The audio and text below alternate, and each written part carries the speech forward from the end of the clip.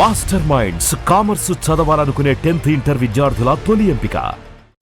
So అది నాకు నేను కాస్త పాటలు పిచ్చేవాడిని, కొంచెం సంగీతం నేర్చు, మా ఫ్యామిలీలో కాస్త మ్యూజిక్ ఉంది, అందుకే ఇవన్నీ జ్ఞాపకం ఉన్నాయి ఈ పాటలన్నీ. ఆ చెల్లెలి కాపురంతో ఫస్ట్ సినిమా అండి, శోభన్ బాబు గారితో. చెల్లెలి కాపురం సినిమా అయిపోయింది. అయిపోయిన తర్వాత నీకు ఒక పని లేదు, ఇక వెళ్ళిపో అన్నారు. అనేసరికి దిగులుగా ముఖం పెట్టి కూర్చున్నాను. నేను కూర్చుంటే అప్పుడు దాసరి సూర్యప్రకాశరావు అని డిఎస్ ప్రకాశరావు డైరెక్ట్ చేశాడు. దానికి కో డైరెక్టర్గా చెల్లెలి కాపురంగా చేశాడు.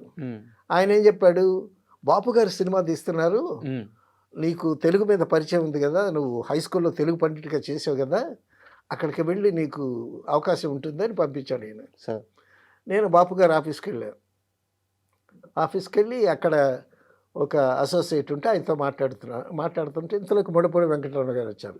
ఎవరి అబ్బాయి అన్నారు. అంటే నమస్కారం సార్, నా పేరు జయకుమార్ అండి. ఏంటంటే అసిస్టెంట్ డైరెక్టర్ చేస్తున్నానండి, అది ఇదన్నా. ఎవరి దగ్గర చేసామన్నాడు. విశ్వనాథ్ గారి దగ్గర చేశానండి అన్న. అయితే వచ్చాయి అని అన్నాడు ఆయన. ఎప్పటి నుంచి రమ్మంటారన్న. ఎప్పుడో ఎందుకు, ఇప్పుడు వచ్చాక ఉండిపోవాలి అన్నాడు ఆయన.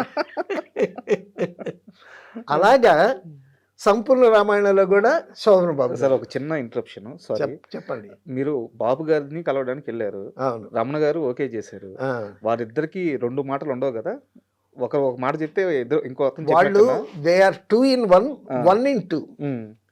బాపు గారు రమణ గారు ఇద్దరు కాదండి, ఒక్కరే. మైత్రికి మరో రూపం వాళ్ళిద్దరు. నేను వాళ్ళిద్దరి మీద ఒక కవిత రాశాను. అందులో మంచి లైన్ ఏంటంటే, లాస్ట్ లైన్, మైత్రి అనే మాటలో ఇద్దరు చెరో అక్షరం. ఆ కవితకి నాకు మంచి పేరు వచ్చింది, అవార్డు కూడా వచ్చింది. బాపు గారి దగ్గర పనిచేయటం అంటే నిజంగా అదృష్టం అండి. అందులో సంపూర్ణ రామాయణం లాంటి చాలా గొప్ప సినిమా. మీరు వెళ్ళింది సంపూర్ణ రామాయణానికి. సెకండ్ పిక్చర్ అది. సార్ ప్లీజ్ కంటిన్యూ సార్, నేను ఇంటరప్ట్ చేశాను, కంటిన్యూ. లేదు తప్పకుండా, మీరు ఇంటరప్ట్ చేస్తుంటే విషయాలు బాగా వస్తూ ఉంటాయి ఇంకా. సో సంపూర్ణ రామాయణం రంపచోడవరంలో క్యాంప్ అండి. రంపచోడవరం హై స్కూల్లో మాకు విడిది ఇచ్చారు. ఆ పరిసర ప్రాంతాల్లో షూటింగ్లు అనమాట. మాకు ఒక హాల్ ఇచ్చారు. హెడ్ మాస్టర్ రూమ్ ఏమో శోభన్ బాబు గారికి ఇచ్చారు, పక్క టీచర్స్ స్టాఫ్ రూమ్ ఏమో చంద్రకళ గారికి ఇచ్చారు. సో షూటింగ్ చేసి వచ్చిన తర్వాత అది వింటర్, బాగా డిసెంబరు, పైగా అక్కడ చలి ఎక్కువ. అక్కడ రంపచోడవరం చాలా చలి ఎక్కువ. క్యాంప్ ఫైర్ వేశారండి. ఈ క్యాంప్ ఫైర్లో మేము అంతా చుట్టూ కూర్చుంటే శోభన్ బాబు గారు దుప్పటి కప్పుకుని వచ్చి మాతో పాటు కూర్చునేవాడు. క్యాంప్ ఫైర్ దగ్గర కూర్చొని కట్టెలు కాలే వరకు కూర్చునేవాళ్ళం. అయిపోయిన తర్వాత శోభన్ బాబు గారు లేచి, తమ్ముడు రా నా రూమ్కి వెళదామని పిలుచుకెళ్ళాడు. నన్ను పిలుచుకెళ్ళాడు. సరే, నేను హీరో గారు పిలిచాను కదా, హ్యాపీగా వెళ్ళాం.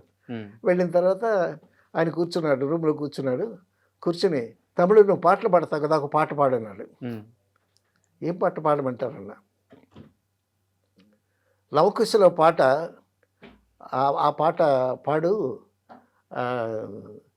నాగి గారి దగ్గర ఒక పాట ఉంది, నాగి గారు అంజలితో సీతతో పాడతారు.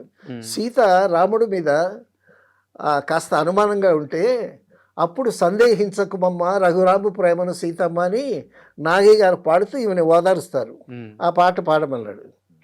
ఆ పాట లైన్స్ కూడా, సందేహించకుమమ్మ రఘురాముని ప్రేమను సీతమ్మ, ఒకే బాణము ఒకటే మాట, ఒక్క భామకే రాముని ప్రేమ, మిన్నే విరిగి పడిన వ్రతభంగమ్మే కానీలమ్మ, సందేహించకుమమ్మ రఘురాము ప్రేమను సీతమ్మ అని పాట.